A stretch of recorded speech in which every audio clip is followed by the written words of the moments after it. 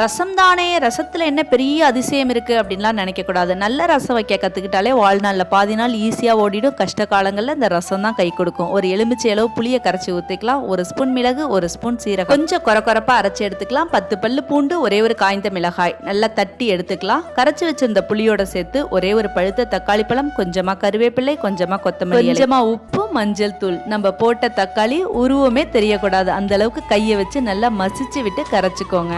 உப்பு புளிப்பெல்லாம் பார்த்துக்கோங்க. தண்ணி விட்டு அட்ஜஸ்ட் பண்ணிக்கலாம். அப்படியே அது சிம்ல இருக்கட்டும். ரசம் தாளிக்கிறதுக்கு 1 ஸ்பூன் எண்ணெய், 1/2 ஸ்பூன் நெய், கடுகு போட்டு நல்லா பொரிஞ்சோன காய்ந்த மிளகாய், கருவேப்பிள்ளை, பெருங்காயம் நல்லா பொரிஞ்சோன ரெடியா அப்படியே வச்சுக்கோங்க. ரசம் பண்றதுக்கு செலக்டி. ரசம் எப்போதும் லோ ஃப்ளேம்ல தான் குக் பண்ணணும். ரசம் கொதிக்க கூடாது, பொங்கி தான் வரணும். கரண்டி வச்சு கிண்டக்கூடாது, அப்ப பொங்காது, கொதிக்க ஆரம்பிச்சிடும். ரசம் இப்படி பொங்கி வந்தோன்னா அடுப்பை ஆஃப் பண்ணிட்டு தாளிப்பை சேர்த்துருங்க. நான் பிரியாணியை அசால்ட்டா பண்ணிடுவேன். ரசம் தான் கொஞ்சம் நல்லா வைக்க தெரியாதுங்கிற லெஜெண்ட்ஸ்லாம் கமெண்ட்டை போட்டு லைக்கை தட்டுங்க.